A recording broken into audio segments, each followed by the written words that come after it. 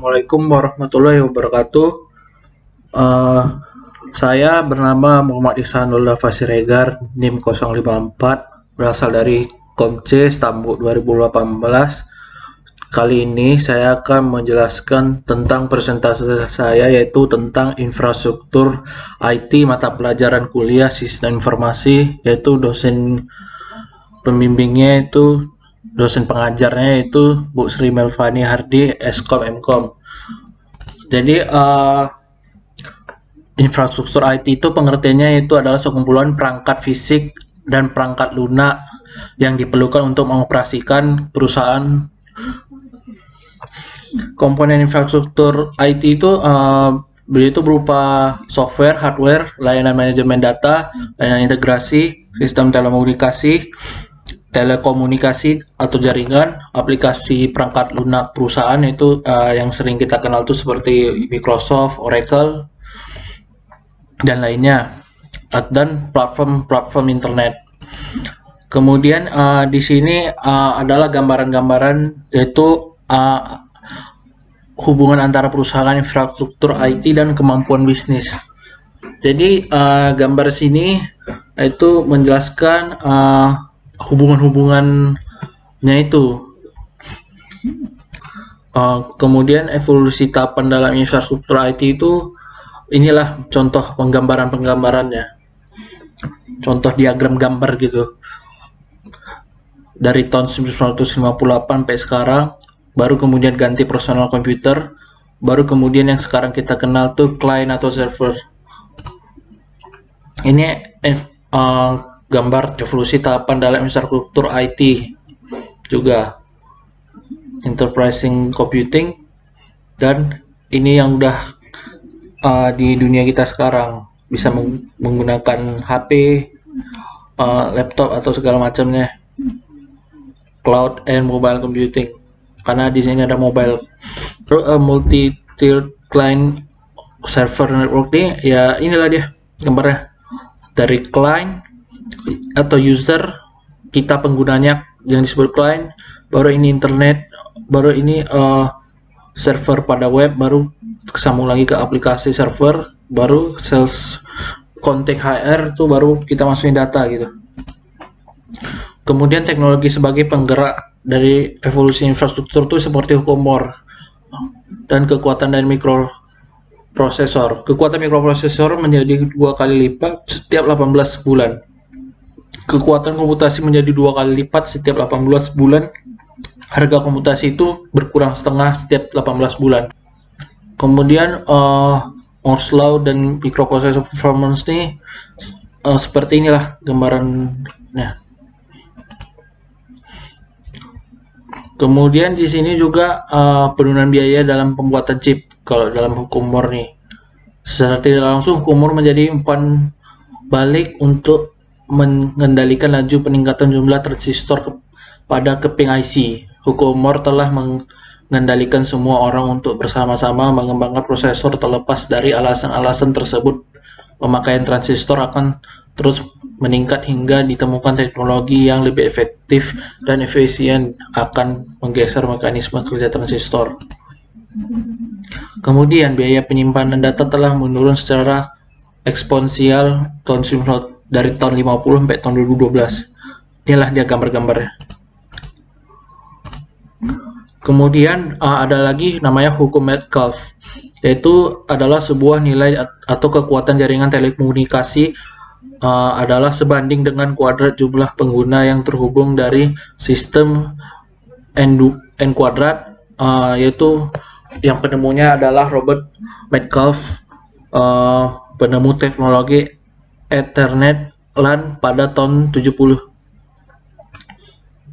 Ini adalah exponential decline in internet communications cost, harga-harga decline ekspon pada internet gitu. Kemudian komponen infrastruktur, yaitu memiliki 7 komponen utama, yaitu platform perangkat keras komputer atau yang kita ketahui namanya hardware, platform sistem operasi, aplikasi perangkat lunak perusahaan, manajemen dan penyimpanan data, platform jaringan atau telekomunikasi, platform internet, dan layanan integrasi sistem konsultasi. Jadi ini adalah rantai ekosistem atau rantai gambar diagram pada ekosistem yang ada di infrastruktur IT. Ada internet platform, kemudian ke hardware seperti yang tadi saya jelaskan di atas tadi slide sebelumnya. Kemudian ada lagi contoh dari nanotubes. Nanotubes itu kayak sebuah tubes yang lebih kecil gitu, lebih kecil 10.000 lebih kecil waktunya, dan kayak lebih kecil banding rambut manusia. Itu yang, dan kemudian mereka tuh pada kertas itu berupa karbon heksogen, yaitu memiliki minuscule wires or ultra small electronic device and are very powerful conductor and electrical current. Kemudian komponen infrastruktur ini yaitu computer hardware platform yang seperti client machine, yaitu desktop PCs, mobile device, PDAs, laptop. Kemudian ada server seperti blade server, mainframe yaitu yang kita kenal dari IBM. Top chips processor AMD, Intel, IBM, top frame IBM, HP, Dell, Sun Microsystems. Kemudian di sini adalah penggambaran pada cloud computing itu bagaimana. Ini adalah cara pengerjaan pada cloud. Kemudian software untuk web itu yaitu seperti Java dan HTML.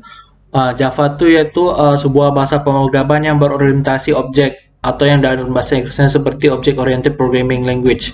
Kemudian pada HTML yaitu sebuah pembuatan web dengan menggunakan kayak bahasa-bahasa pemrograman, deskripsi pemrograman gitulah, hanya kayak berupa sekumpulan bahasa.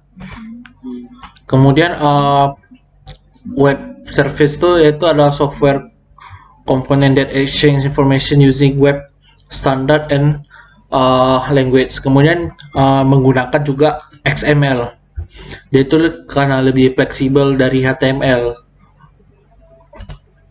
Kemudian ada lagi namanya service oriented architecture, yang contohnya yaitu an invoice service to serve whole firm for calculating and sending printed invoices.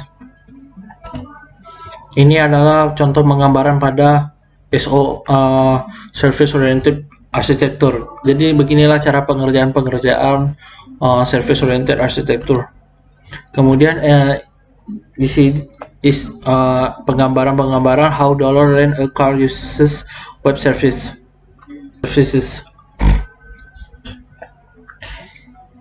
Changing source of firm software. Jadi ini adalah penggambaran changing source of firm.